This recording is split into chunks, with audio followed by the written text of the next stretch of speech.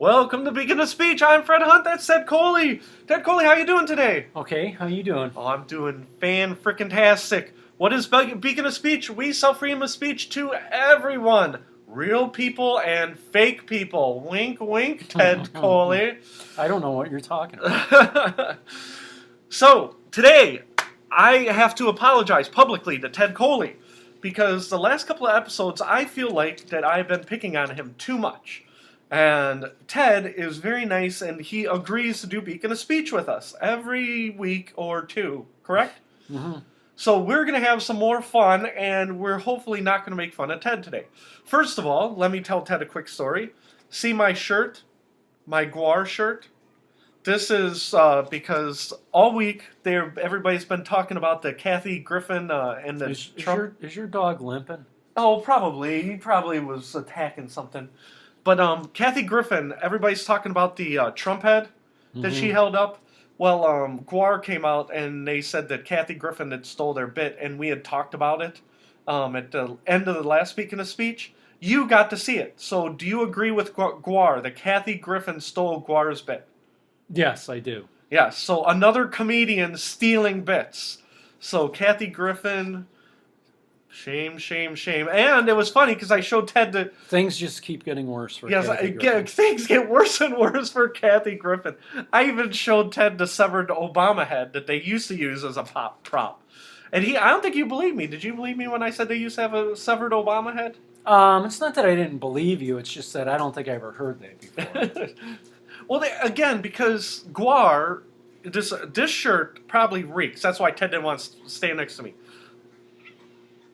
Does it smell really bad or just normal bad? No, it doesn't. This shirt is 20 years old, so I've had this for forever. I don't usually wear the GWAR shirt out, but we're supporting GWAR today. We are anti-Kathy Griffin and pro-GWAR. If I could wear my Marlboro shirts, then you could wear them. I forgot about the Marlboro shirt. Okay, we're going to have fun with Ted. Okay? Now, Ted Coley, right from the start. Have you seen the movie Guardians of the Galaxy? No. Do you have any interest in seeing the movie Guardians of the Galaxy? No. Have you seen Guardians of the Galaxy 2? No. Do you have any interest in seeing Guardians of the Galaxy Part 2? No. Okay, I am going to sell the movie to you, Ted Coley. Old man Ted Coley. Oh, we're not making fun of Ted. I don't want to end up like Opie and Anthony. He only took us 2 minutes and 47 seconds. Okay. Me and my wife and kids, we went to see Guardians of the Galaxy 2 yesterday at the drive-in, which, again, I love the Americana. We love going to the drive-in. It's nice. We'll give a free plug to Autorama in North Ridgeville. And they always put on a good show, and it's always very nice. It's nice for the family, right? So, have you ever read the comic book Guardians of the Galaxy? No. I have never read the comic book either, and basically every comic book ever made, they're making into a movie. Would you say that's fair? It seems like it. On one screen was Guardians of the Galaxy, on the other screen was Wonder Woman, and it seems like every month there's a new comic book movie. Now, I had never read the comic book, but I like Chris Pratt because he was from Parks and Rec, okay? But in the first movie, he was the main, the star of Guardians of the Galaxy is Chris Pratt. Okay? And the co-star is CGI, okay? Because all it is CGI rigmarole that you see on all the commercials, right?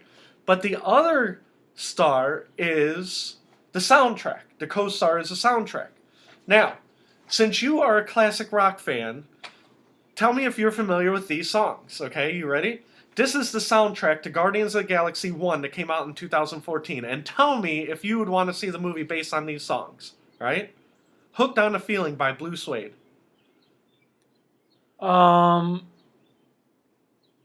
If it's the song I think it is, I don't mind that song. Yeah, that's a good song. Hooked on a Feeling. Right? It's classic rock day. Moon Age Daydream by David Bowie. They got I Want You Back by the Jackson 5. Cherry Bomb by the Runaways. You know, the Pina Colada song by Rupert Holmes. You know the Pina Colada song. I don't like that song. So I am not selling you the movie. And Ain't No Mountain High Enough by Marvin Gaye. That's all right. Elvin Bishop is on there. Um, Fooled Around and yeah, Fell in Love. that's a good song. Spirit in the Sky by Norman Greenbaum. That's all right. But so the co-star of the movie is 70 songs. So would you be interested in seeing the movie based on the soundtrack? Yeah, most of those songs I'm okay with. Now, I like a lot of those songs too, but not enough to see the movie because of the songs. I just liked it because, it's space age, kids like it, PG. I hope it's not R. I took my kids to an R-rated comic book movie. But part two, I got to tell you. So here's the soundtrack for the second one. And all these songs I know, like Mr. Blue Sky by ELO. Mm-hmm. So the whole first 5 minutes, Ted, okay, they start playing Mr. Blue Sky, and then there's a fight scene with all 5 of the Guardians of the Galaxy battling a giant galactic octopus. Now, doesn't that sound cool? Like old school classic rock with new CGI, right? Fox on the Run by Sweet. I love Sweet. I think they're awesome. I would have went based on that. I think the soundtrack got better Is for the that, second one. did they also do Love is Like Oxygen? Yeah, Love is Like Oxygen. I love Sweet. The Chain by Fleetwood Mac. That, When I was a kid, it was one of the only country songs I liked, Southern Nights by Glenn Campbell. oh, yeah. Yep. So they're singing Southern Nights. I'm getting My Sweet Lord by George Harrison. Brandy, You're a Fine Girl by Looking Glass. And then Kurt Russell. How old is Kurt Russell? Oh, God. He is the villain in the movie, and he's talking about the song "Brandy, You're a Fine Girl" in the movie. And all I can think of, I'm thinking of this. He's got to be, what, in his 60s? Yeah, and he's talking about Brandy. I'm like, who this movie was made for Ted Coley, right? And the other villain, right? They set up. I won't tell you what happened to Kurt Russell, but he's the villain. Okay. They set it up for part 3, and you know who the villain for Guardians of the Galaxy 3 is supposed to be? Sylvester Stallone. Okay? You know who that is, right? Last couple of songs. Come a Little Bit Closer by Jay and the Americans. Come a little bit closer, yeah. Surrender by Cheap Trick. That's good. Flashlight by Parliament. And then this is the only song I didn't like. Father and Son by Cat Stevens. I don't like Cat Stevens. Okay, so we're going to take this and throw it away. But the point is, see all this gray hair right here? Okay? All this gray hair, they made the movie for dads like me. If you had a kid, if dads like us, right? To take their kids, for the love of the comic book movie. And like I said, I think the first one made like $250 million or something. And like I said, we're not talking about Iron Man or Spider-Man, stuff you grew up with. Guardians of the Galaxy is a fairly obscure comic book. Now, I don't think I ever heard of it. well, and that's the thing. Before the first one came out, I had never heard of it either. That's why I am selling that movie to you. Ted Coley, you have to go see that movie. You don't have to really go see it. You can go get it at Redbox or when it comes out at on. Well, maybe I'll go to the drive-in by myself. No, we should have taken you. Now I feel bad. Okay, next thing. We haven't done predictions in a long time, right? And I lost my sports predictions. Okay, so I think Crystal might have thrown them away. Okay, but we have from September 11th, 2016. We did a prediction show. Wow. We have predictions in my hand from last September, and you are going to get a kick out of at least one of them. Let's see if we can skip to that one. Bum, bum, bum, bum, bum, bum, bum. On May 31st, 2017, I wrote 2017. That's when it's supposed to be opened. On September 11th, 2016, we made the prediction. It says open on May 31st, 2017. Okay? I misspoke there. We were talking about the Premier League. Premier League ended last May, and then it was the new start of the new Premier League season, right? Before even one ball was kicked in the Premier League, right? English soccer, just for fun, I said, Ted Coley, who do you think is going to win the Premier League? Ted Coley, how many Premier League games have you ever watched in your whole life? 0. 0.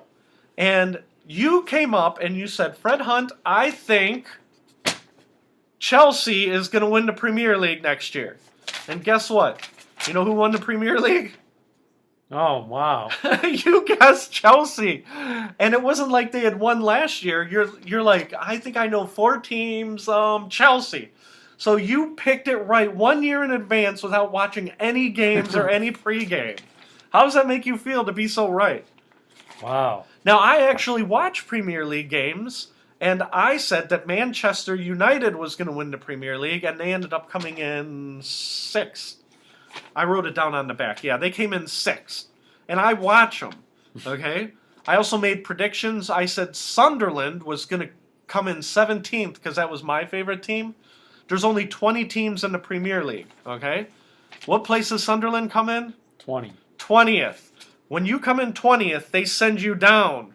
They send you down to the championship. So not only did they come in dead last, they got demoted. Okay, so my favorite team isn't even in the Premier League anymore. So I'm going to have to get a new team. Now, the defending champion was Leicester City, right? Now, I said there's no way in hell that Leicester City was going to repeat, and you said no way either. That's why you said Chelsea. I went on record and said Leicester City was going to come in 11th. They actually came in 12th. Oh, so wow. I was almost spot on. Even though they are the defending champions, I'm like, they're an average team who had a good year, which is what happened. So I actually, with the exception of Manchester United, I was almost spot on for my picks. But you picked the champion of the Premier League. So I have to give you kudos because that is very impressive, Ted. It seems like the less I know about a sport, the more accurate I am. Well, that's the whole thing. It seems like average teams they don't talk a lot about, and they only talk about teams that are great or teams that are horrible or teams, like that guy got 8 DUIs. You know what I mean? So even with no knowledge, you were because you had heard Chelsea all that time. You were able to pull it. You pulled. I wish you would have bet money on that. You probably got some money on some sports books you could have got. Do you know what the odds would have been? Well, for Chelsea winning, it probably would have been 5 or 6 to 1. It wasn't like a 1 to 1, but it wasn't like when Leicester City won. Oh geez, I keep saying Leicester City. I don't think that's the right pronunciation, but when they won, I think their odds of winning the things were like 1,000 to 1. So you put down $10, you just made 10,000. So it's not like that, But the Chelsea odds, I think they were 5 or 6 to 1. I didn't write it down.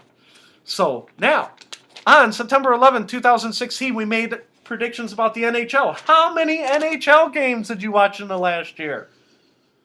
None.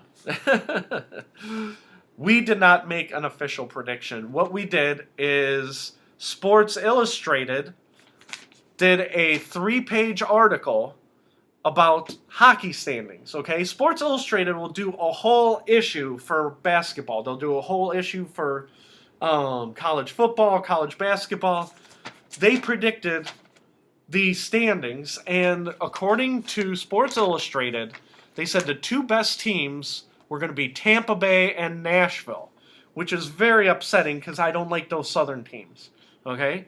And they also said the 2 worst teams would be Toronto and Vancouver in each conference. They said Tampa Bay and Nashville would be the 2 best teams. Toronto and Vancouver would be the 2 worst teams. Now, Sports Illustrated probably spends millions of dollars watching NBA, NFL, NHL, college football, right? How close to accurate were they? Pretty close. They were actually pretty close.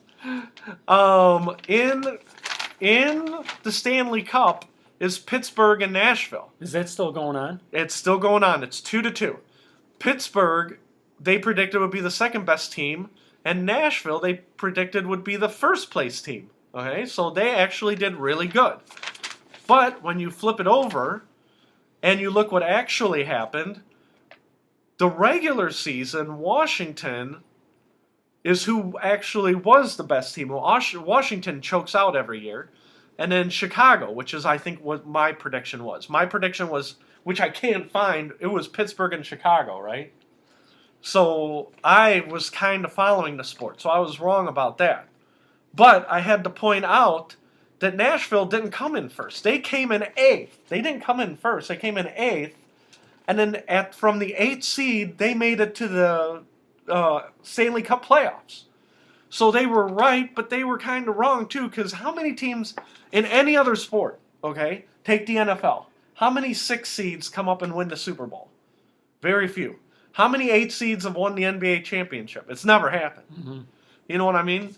So NHL is a rare bird where you could come in 8th. I think like the New York Giants might have been a 6 seed. Yes, you're right. They were. And they said how rare that was. It was very rare. But look at the worst team in the East. You ever hear of those guys? Oh, yeah. So that's going to be a future post because you know who loves that Yeah. team. And be like, I'm going to put something in the effect of, I only follow winners. And then all of a sudden that'll be another one. But I was mad at Sports Illustrated because they only had a 4-page preview. And again, for 4 major sports, you think they would have had more of a preview. They more or less knew what they were talking about. This one says open June 1st, 2017. How else are we doing on predictions? How else are we doing? Yeah, What? you're doing great because you did Premier League. You got it spot on. Oh, here's another one. I got to go back to the first one. This was one only I did. I'm sorry, Ted. On what day is that? At the end of December of 2011, Swansea hired Bob Bradley as the first American coach. I think you said you didn't want anything to do with this. He was the first American coach. And Swansea City was in 17th place, right?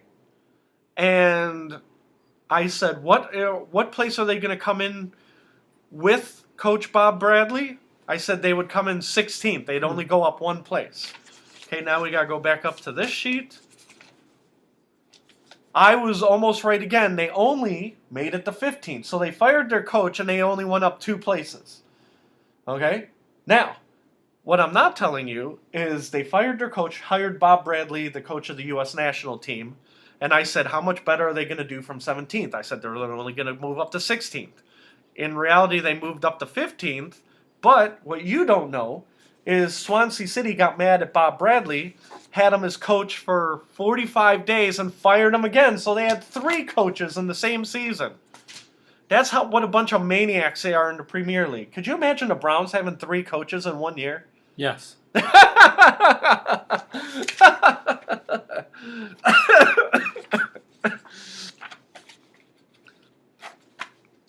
Now,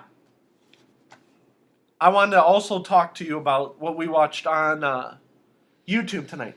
Mm-hmm. Ted was telling me about watching Johnny Carson show with Richard Pryor. Richard Pryor and an emu. Okay? And he said would you say it was one of the funniest things you had ever seen in your life? Yeah, I think it was one of the funniest things I've ever seen. Yeah. And everybody complains about everything, right? This sucks, that sucks, everything sucks. But you know what? YouTube is awesome. Because if you can think of something on TV, if it's not like an hour and a half long where you're stealing a movie, you can find almost anything. And Ted is telling me about Richard Pryor and the emu, right? And so I looked up on YouTube, Richard Pryor and the emu, Johnny Carson, and all of a sudden it pops right up. It's the top search. And I think it's awesome. Yeah, and that is awesome. they even talked about Antenna TV, which is what you saw it on, right? Yep. And the whole thing is that when you were a kid, did you ever imagine when we were this age, and again, me and you are about the same age, so I'm not saying, disparaging things about your age. Did you ever think that we'd get to a point where there'd be 500 channels and No. you could punch up on the computer anything you ever wanted to watch? No. And like I said, I think it's awesome. My kids take it for granted, and every once in a while I'll be like, when I was a kid, they only had ABC, NBC, CBS, and then a few independent stations, 43, 61, 19. And then Fox came along, and they're like, wow, a brand new network. This is the greatest Yeah, thing. I remember that. And then all of a sudden, cable comes, and ever since then, it's like Christianity. Once once you get past Catholics, they break off into Lutherans and Methodists. Next thing you know, you have 1,000 different religions. Same thing with TV. They used to have, basically 3 channels. Now you got 1,000. And I think it's awesome. And I understand you have to monetize things and everybody has to make money and that whole thing.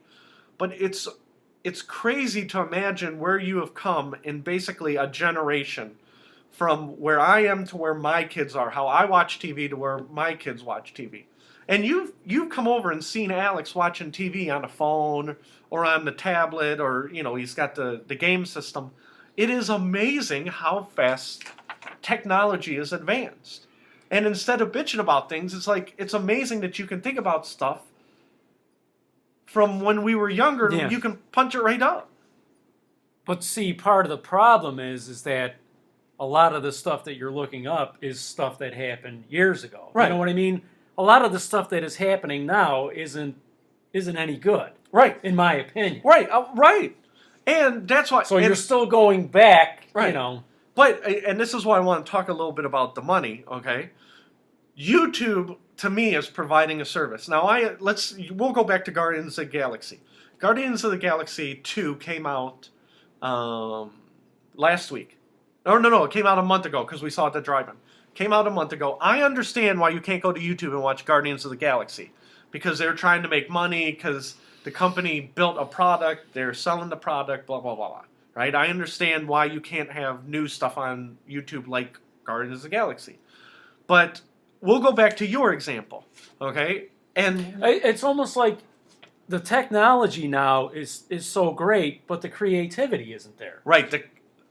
They built a better platform, and the content is way down. Yeah. Right? But I don't feel bad watching stuff like Johnny Carson show, because Johnny Carson, right? Dead. Right? Richard Pryor, dead. The guy with the emu on his hand, his name is Rod Hall. Rod Hall. Okay, he's a British comedian. He's dead. They're all dead. Mm-hmm. So basically, YouTube is providing a service almost like a historian. You know what I mean?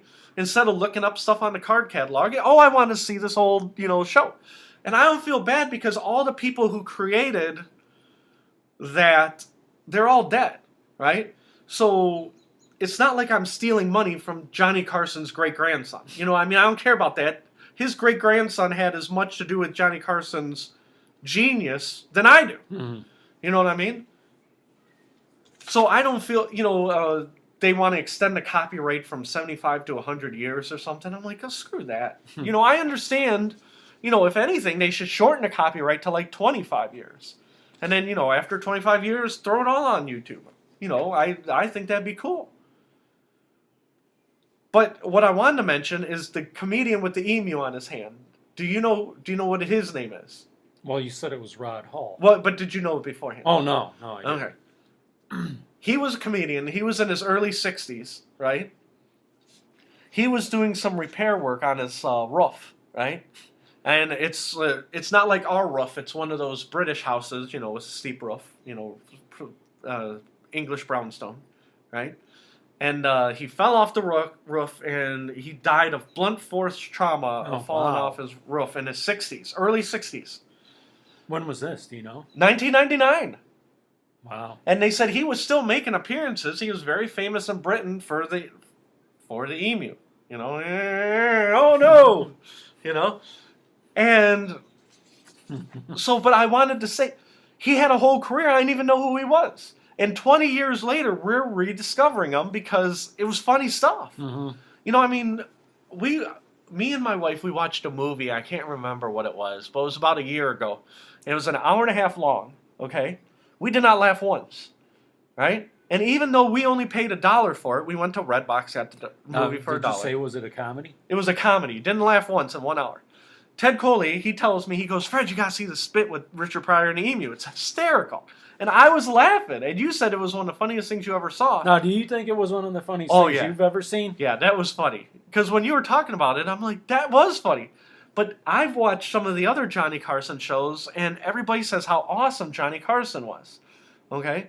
Johnny Carson, he got political, but it was in a cartoony way. Yeah, you know it wasn't mean-spirited.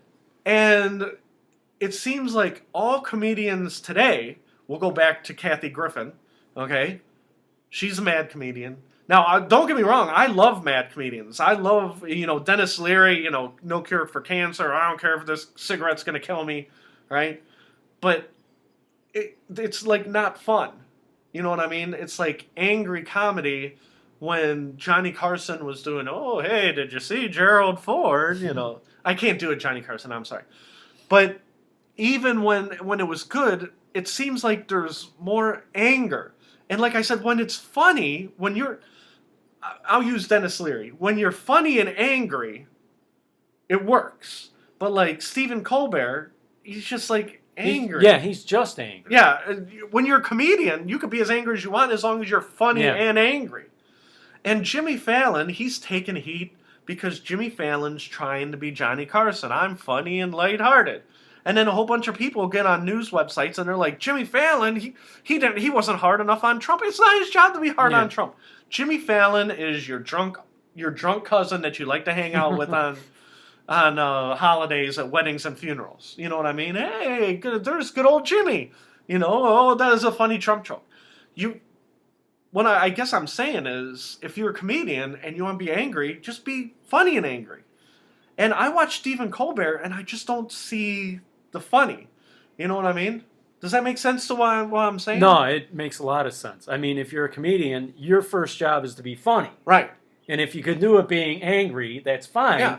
But the first job is to be funny. Yeah. And George Carlin was angry and funny. You see what I'm saying? But we started talking about comedians last week, and it just really seems to bother me because Joan Rivers, Joan Rivers. Mm. She was really funny, and my wife used to make me watch a show, and I can't remember what the name of it is. I think it's Fashion Police, right? And it's 78-year-old Joan Rivers making fun of people, ladies in crazy dresses, awesome dresses, horrible dresses, right? And she was hysterical. And I would even, if my wife was watching it, I would not leave the room because Joan Rivers is funny. Now, Joan Rivers was very hit or miss. Sometimes she wasn't funny at all. But she was trying, and when you're a comedian, you're going to have hits and misses. Okay? After Joan Rivers died, do you remember what Joan Rivers died of? I think she was having some kind of minor procedure, minor surgery. Yeah, it was like her 20th nose lift or her cheekbones, or it was. She had said went into cardiac arrest or right. something. Or? And she said she had 40 or 50 plastic surgeries in her life. She said, "I don't hide anything. I'm Joan Rivers. I have plastic surgery, and I'm a mean-spirited comic." And she was 100% telling the truth. You know what I mean? And so when she died, what happened to the show Fashion Police? Do you know? Did it end? Or? No, and that's the key point of where we're going with this. They said, well, what are we going to do? We want the producers and the production company. Wait a minute. You're going to figure it out. I see you smiling because you just got it. See those wheels turn. They said, we'll just find another funny comedian to make fun of these girls. Is it Kathy Griffin? And it was Kathy Griffin, and it was garbage. And then Kathy Griffin's like, oh, well, you know what? It's not my format, And it's like, no, you just weren't funny. You know what I mean? Now, in Kathy Griffin's defense, she could turn around and say that wasn't the vehicle for her, which could be true. Somebody's phone is going off. I don't know if that's Crystal or not. Let me look at my phone.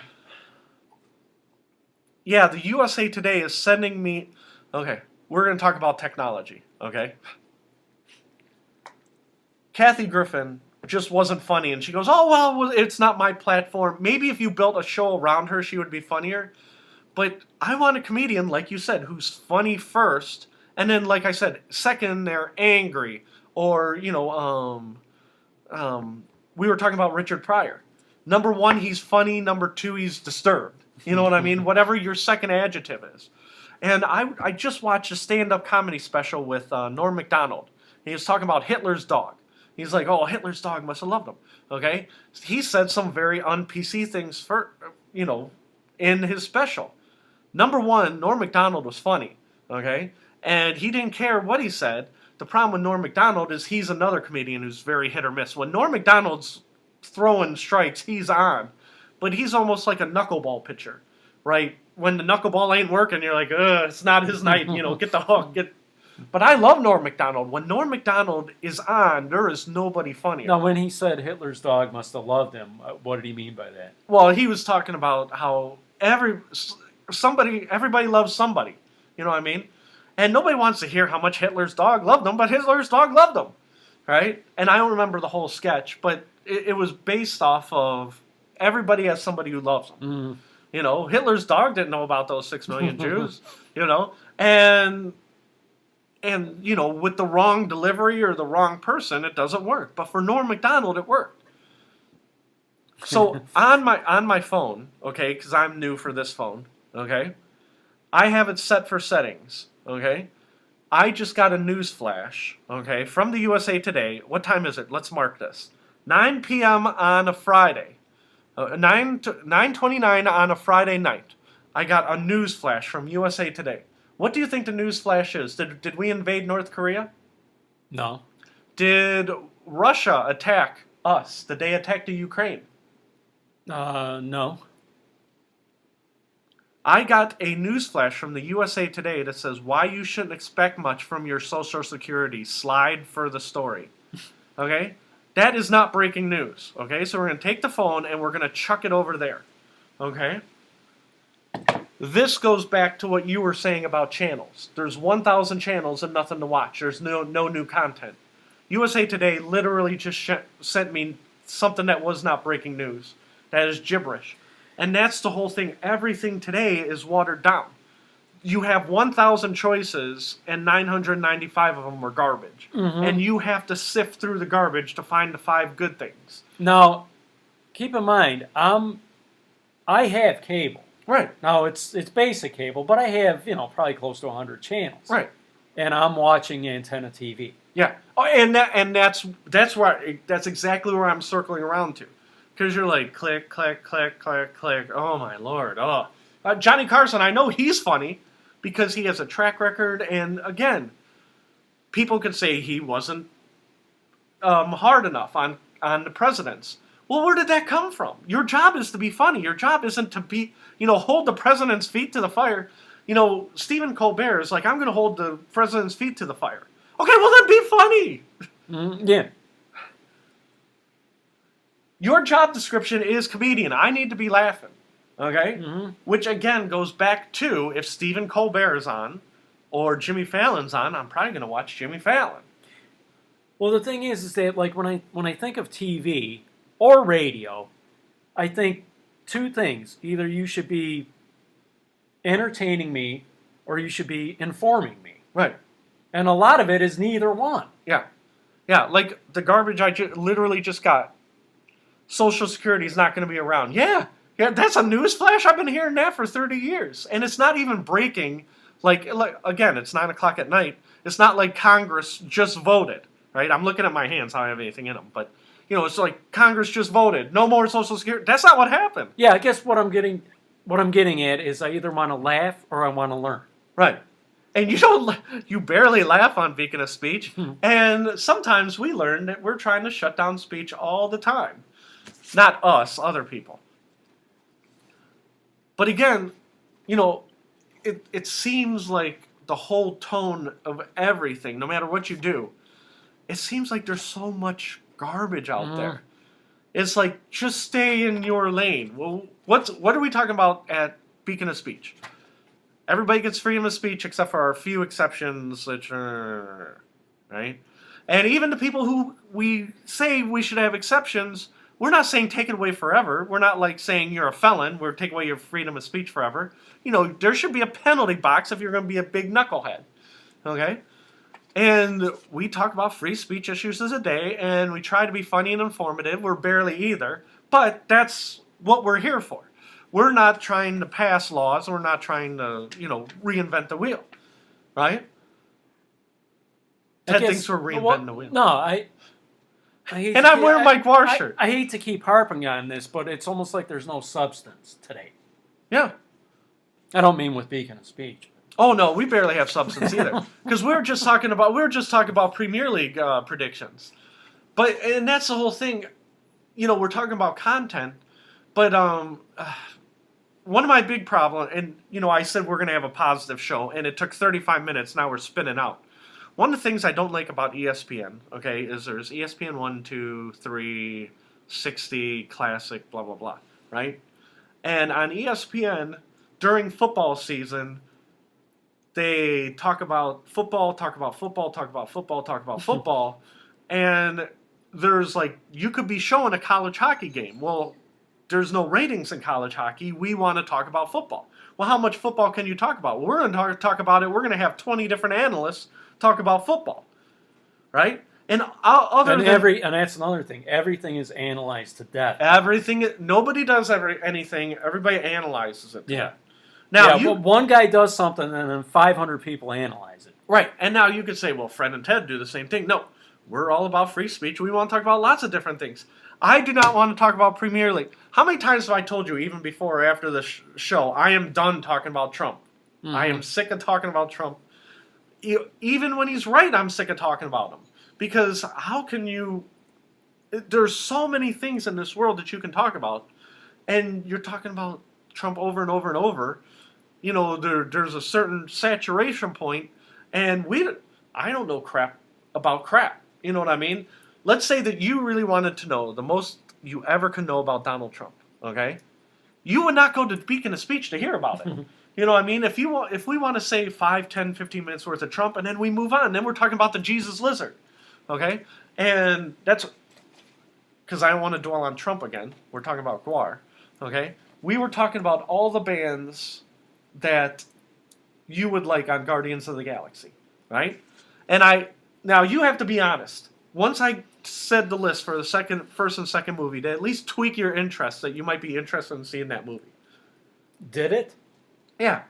Yeah, a little bit. Yeah.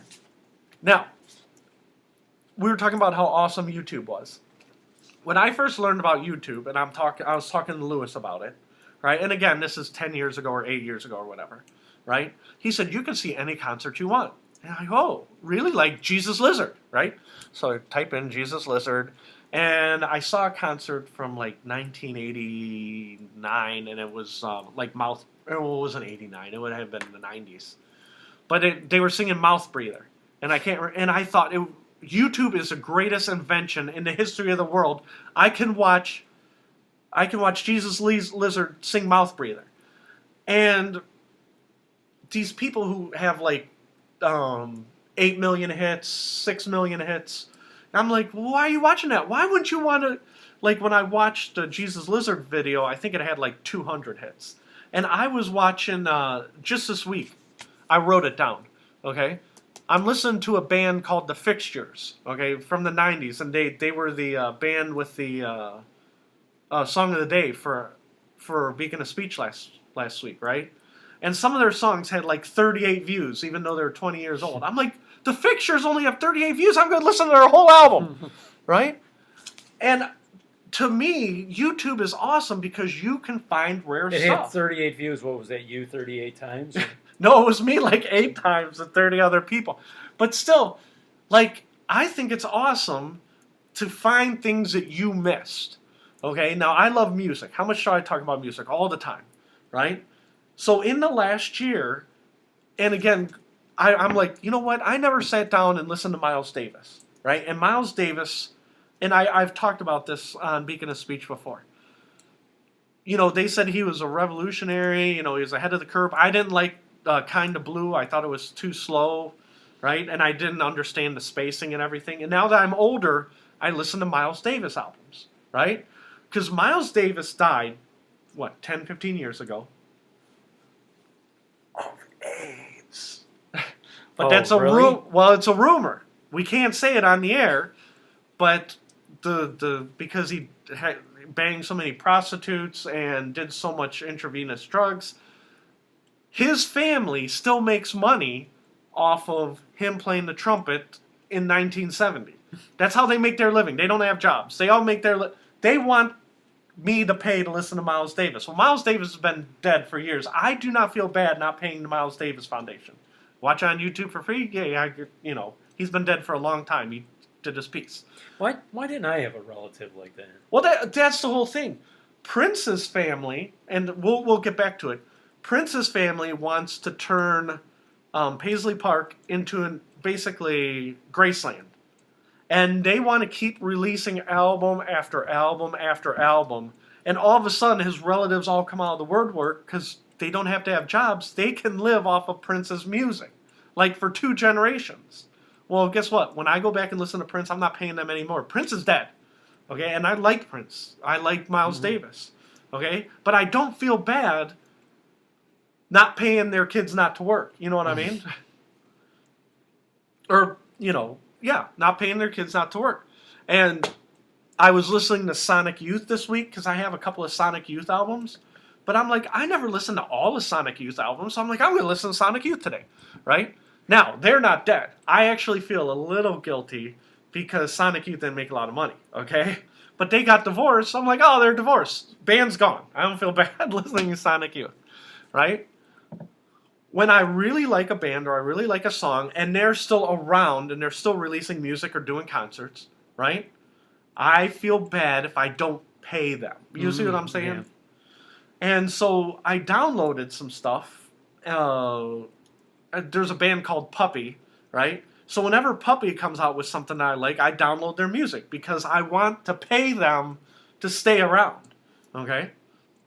Now, you don't know who Puppy is. You don't know who Killdozer is. You probably don't know who Sonic Youth is, right? I've heard of Sonic Youth. But again, this is where I draw the line. Now, Chuck Berry, who just died when he was 90-some years old, right?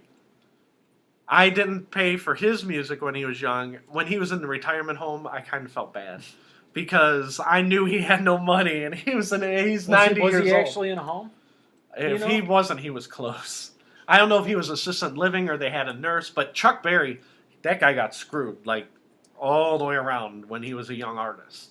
So I felt a little bad for Chuck Berry, but now he's dead. I definitely don't feel bad watching his stuff on YouTube. But that's where I draw the line. Right now, there's so much you can have, and I'm like, oh, you know what? I missed out on great stuff from way back when. Now, young people watching this, I gotta tell you about our youngest fan. Okay, I'm gonna write this down. Beacon of Speech. I posted our last video, and it only got a few views because school is out, right? And I told you our young fans, some of us like us, but I think some of them might be making fun of us, Ted. Okay? Our youngest fan actually wrote a comment. He said, I can't comment because I'm in Las Vegas. So we dedicate this show to our young fan. I don't want to say his name because he's underage. Our young fan who is out of state. He's on vacation. But when I told my wife the story, she goes, well, isn't him commenting that he's not going to comment a comment? And I said, well, technically, yes, but we're not going to dwell on semantics. So he's informing us that he will not be listening because he's on vacation. Right. That's nice. But we're still doing it because he's one of our only fans, and we appreciate having any fans that we can have. So our young fan is on vacation. Now, my GWAR shirt, okay? Don't listen to GWAR if you're 13. Wait till you're 14. Yeah, wait till you're 14. I didn't listen to GWAR till I was like 19. I think I missed the boat. I was behind the curve on GWAR. I gotta look. Maybe it was 20. But that's when I got the shirt. I love GWAR. GWAR is awesome. So I wanted to let me flip my card back over. I wanted to make sure I talked about YouTube. I talked about poor Rod Hall. We talked about the NHL versus the NBA and the Premier League. Right now, as we speak, don't go anywhere. Okay, stay right there. Smile. Wave to the camera, Ted. Tell the camera what is on right now as we speak on Channel 5. It is Game 4 of the NBA Finals. And it's who's playing? It's the Cleveland Cavaliers and the Golden State Warriors. And when's the series going to end, Ted? I know I said that the Cavs would win in 6 games, but my revised prediction is the Cavs will win the next 3 games and then lose Game 7. All right, I'm back. Is there a score? Yeah, that's what I'm coming to tell you. Go. So the Cavs game is on right now. We live in Cleveland, okay, and I actually watched. I think it was games 2 and 3, okay, and I'm like, oof. After game 2, they really needed to win game 2, okay, and I'm like, this is very bad. And then I watch game 3, and I'm like, oh, they're gonna pull it out, right? I watch the beginning, and towards the end, Golden State scored the last 11 points to win, and they went up 3-0. And I'm like, well, this is over. It's over in 4. Okay? Well, right now at 9:43 in the morning, or 9 in the morning, 9:43 in the afternoon, right? In the evening, one of these days we're going to have to start editing Beacon of Speech right here. See, we're going to put in the trash right there. But so the game should have been on. So I just turned it on right now. The Cavs are winning 37-27. Oh, wow. Yeah, so they're up by 10 in the first quarter. Now, the Cavs, I assume they're going to win tonight. Okay, do we want to make a prediction how the rest of the series is going to be over? Here, we'll make a prediction for next week. Well, you heard my prediction. No, well, I heard part of it, and then I was running. Your prediction is Cavs win 3, then lose Game 7. In triple overtime. Kind of like the Indians did. Game 7 in triple overtime. Okay?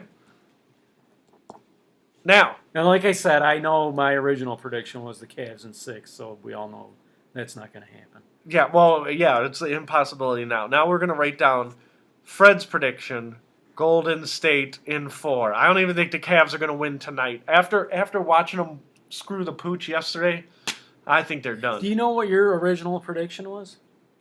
I know I Golden said State, right? Yeah, I think I said Golden State in 7, but I don't remember. I'm pretty sure I said Golden State because that Kevin Durant, that guy, he's a monster. But here's when I knew that they were screwed. Okay, I can't remember if it was game 1 or game 2, and again, I can't remember which is which. And I think I watched just a few minutes of game 1.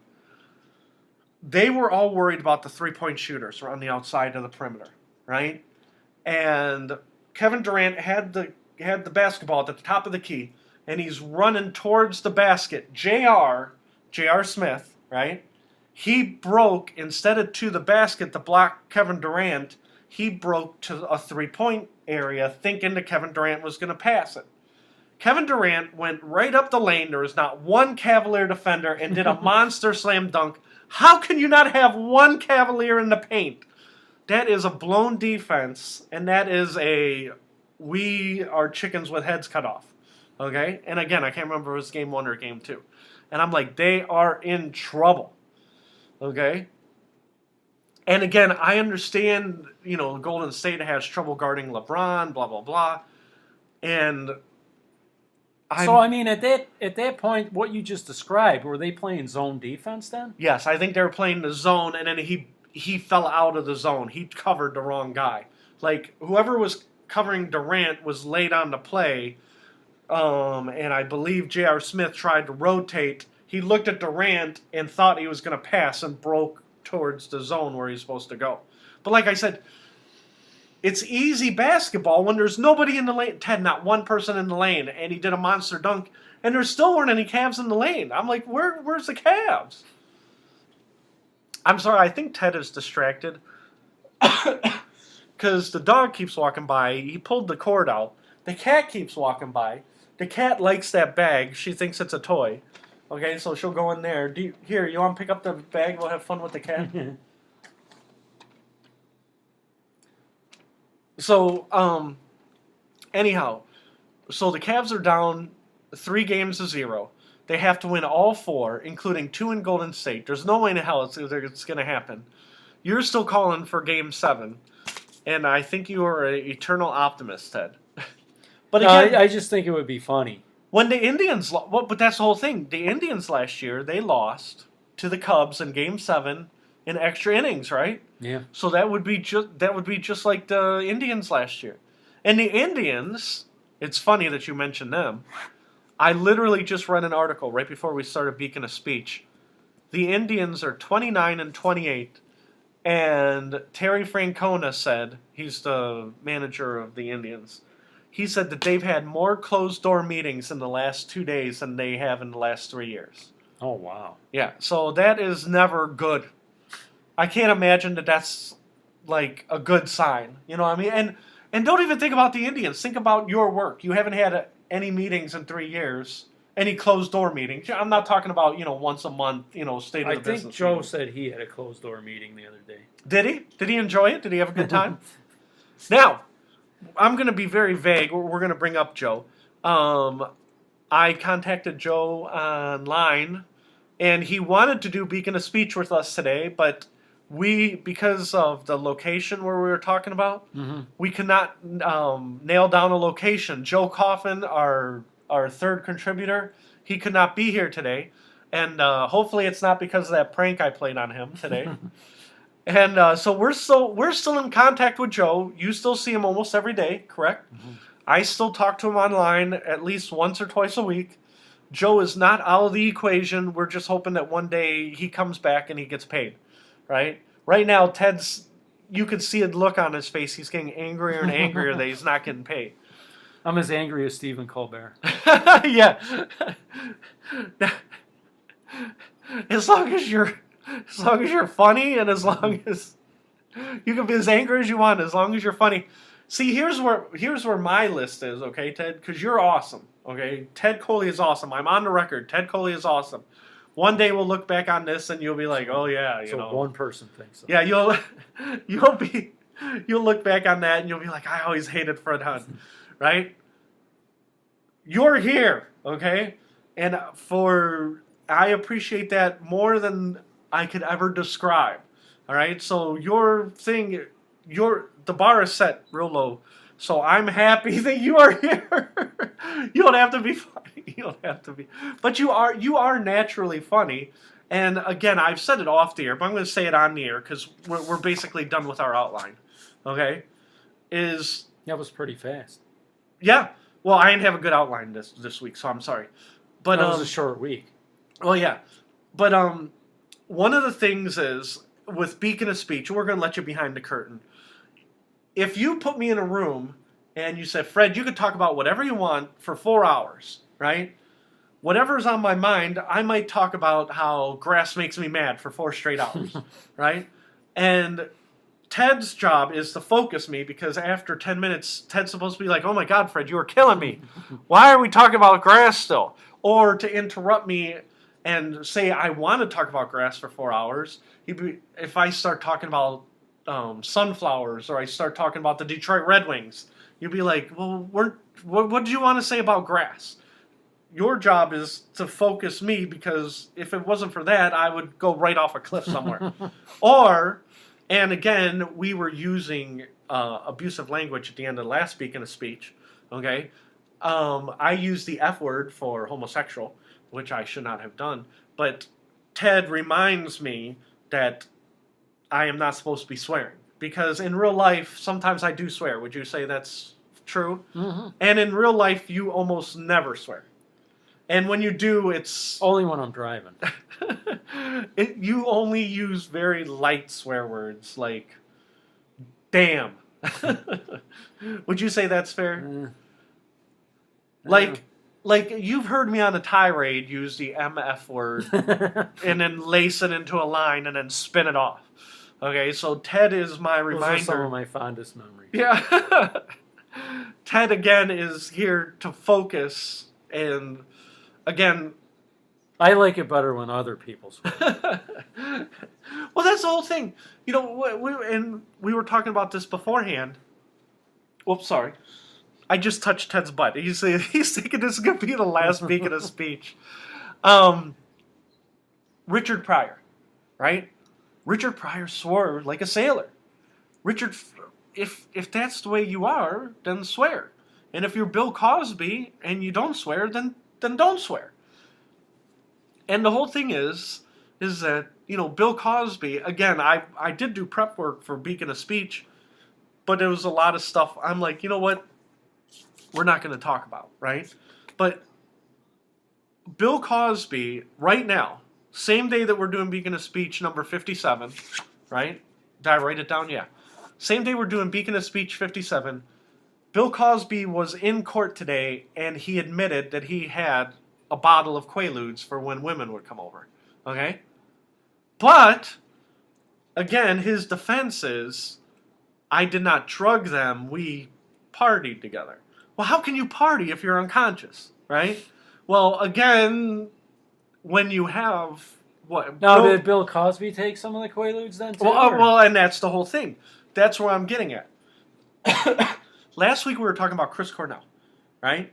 And Chris Cornell said the wife said he had taken 4 Ativan, and then when they did the toxicology report, they found other things in there.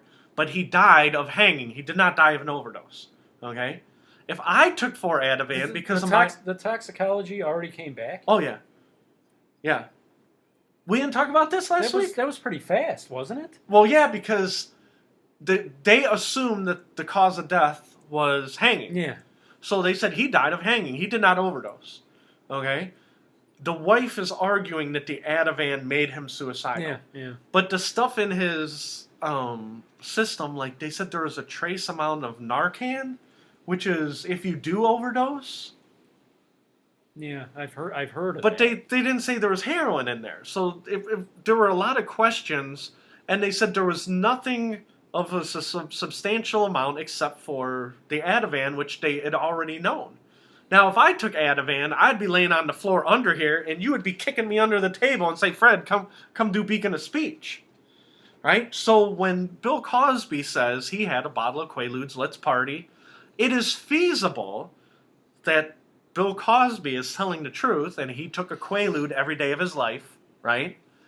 And then he gave a Quaalude to a girl who never had one and knocked her out, and then he took one, and he's like, I built up an immunity to Quaaludes. This is a party, woohoo! Right? Let's just chill out and do whatever. Now, his $1 million lawyer is probably going to argue that. But the common man is probably going to be like, well, you know that he was drugging those women, right? And so that's where the lawyers come in and everything. But my whole thing is that whenever it's one person, it can always be he said, she said. And whenever there's 2 people, it can be an anomaly. But 40 people, if 60 women come out and say they raped you, and then they put it on the record, I find that hard to believe that that's not true. Mm-hmm. Even and again, let's just say 30 of them are making it up, right? That means he really raped 30 women. You know what I mean? So that's where I stand with that. And I'm not here to stand up for Bill Cosby, but I'm going to tell you what his lawyers are going to say. So back to Chris Cornell, they found 5 different drugs in his system, and I didn't write them down, and I apologize, because I thought we talked about this. But yeah, the toxicology report came back, died of hanging, 100%, and nothing that he had in his system, whereas adding him, like say he took a whole bottle of sleeping pills, which he didn't. But they did not find anything that would have killed him if he didn't hang himself. Right. You see what I'm saying? Mm-hmm. So, yeah, I mean, if we did talk about this, I probably should get a CAT scan because I don't remember it. Well, yeah, I remember talking about Chris Cornell. Yeah. But I thought we had talked about the drugs, but maybe that came out after the thing. Because, again, the headline is, didn't die good drug. All rockers die of drug overdoses. That's the way it is. Well, no, Chris Cornell died of hanging. He killed himself. So, and the thing is, technically Kurt Cobain killed himself, but, I mean, he had already overdosed like a week or 2 before him. I mean, he was on the track. And I've talked about this on Beacon of Speech. My aunt died of sleep apnea. Right. But she was on the fast train. If she didn't die of sleep apnea, she would have died, high on drugs, in a car wreck or an overdose or whatever. It didn't matter because it would have been one thing or the other. The same thing with Kurt Cobain. If he didn't die, if he didn't blow his brains out with a shotgun, he would have been dead within. He was on the J train or whatever your description is. And just like Ted, me and you were talking about death by 1,000 cuts, Mm-hmm. right? Well, right now, I could tell a joke about Ted. I don't know if he's on cut number 412 or if he's on cut number 999. I mean, that's why I have to tread lightly. Because, like I said, I appreciate you having here, and I thank you again. Well, I appreciate being here. You appreciate being alive for one more day. I appreciate being anywhere. Because, and me and you have talked about, and we're going to be vague for Beacon of Speech, right? But you have, in the last couple of months, assumed more responsibility in your personal life. And so you have more things to do, right? And from when we started Beacon of Speech, I actually have less things to do, okay? So while your time commitments have gone up, my time commitments have gone down. And more or less, the reason we haven't been doing more Beacon of Speech isn't because of you, it's been because of my throat problems. And so that's why I've been writing on the website and, doing articles. I try to show Ted the articles, and I already started one with you, because we're going to talk about Johnny. Say you don't watch Beacon of Speech 57. You can still see the article by Ted Coley about the emu and Richard Pryor. I'm going to show you what we did. And like I said, tell Joe Kaufman if he ever has anything, to let me know, and I will write things under Joe Kaufman. I'm going to write things under Joe Kaufman for that other project we're doing too. So we're also doing another super secret project, and on Blasphemers 2, the movie website, right? I posted today that Is Blasphemers 2 getting off the ground, or No, that's still it's like the Titanic. It's going to take them 50 years to recover the wreckage of Blasphemers 1. But I posted on there today that I have an outline. I've told you this before. I imagine it as a trilogy. I have an outline in my head for 2 and 3. If we ever got any money whatsoever, we're doing that sequel. So, but again, at some point, if my wife was here, she would say, "That's great. You do all this stuff for free and you don't get paid for anything." So at some point, I have to get paid, and when I get paid, you're getting paid, because. Like I said, we have to get paid sometime. But I do not want to come on Beacon of Speech and beg people to pay us, because I feel bad. I want a multinational corporation to pay us, and then I won't feel bad. And then I'll have to, curb my comments. Yeah, I'm gonna have to ask you off the air about something along those lines. Oh no! Here, I'm going to write that down. Off-air corporation. We're going to have a closed-door meeting. Well, that's the thing. Like the Indians. I love to see Ted Coley. Ted Coley is awesome. And I've said that for the record, right? But I used to get to see you 4 or 5 times a week. Now I only get to see you once or twice a week. So, but I can't even call you because you're on restriction. So Ted's like, I'm on restriction. There's a long story behind that we cannot tell at all. We can't tell that story at all. Everything you do now is like a chess game. Yeah. Again, back to the death to 1,000 cuts analogy.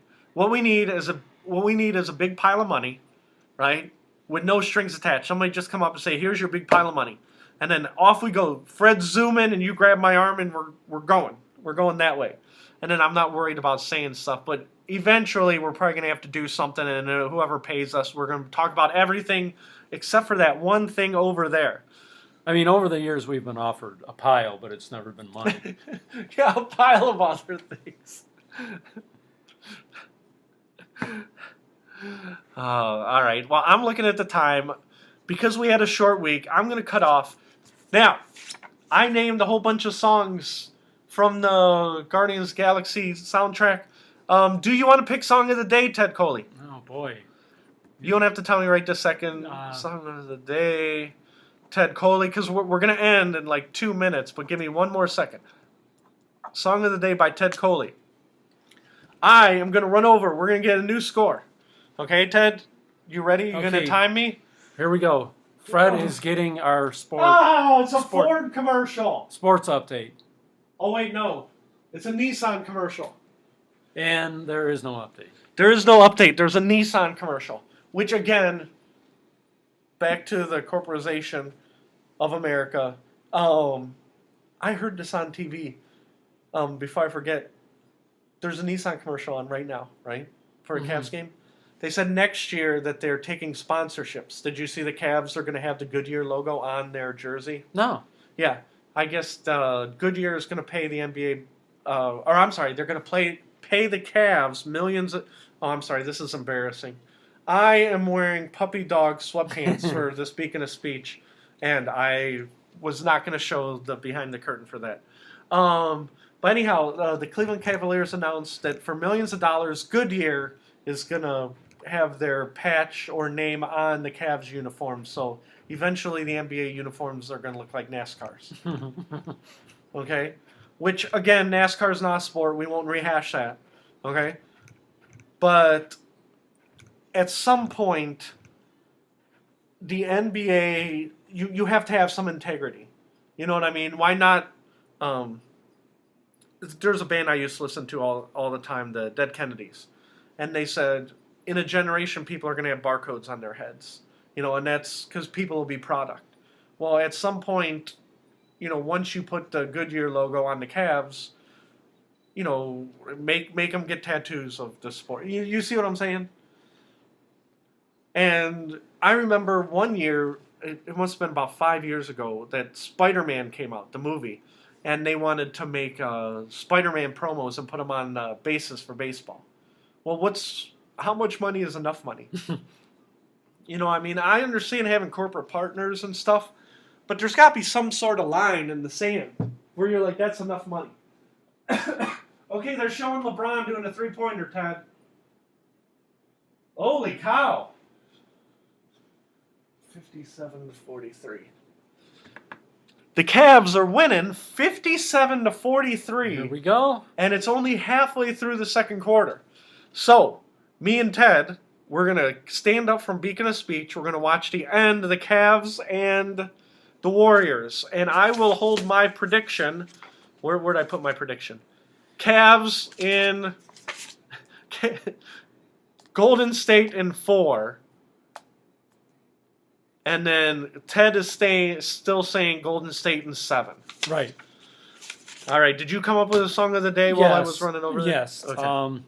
Radioactive by The Firm. Oh, that's a great song.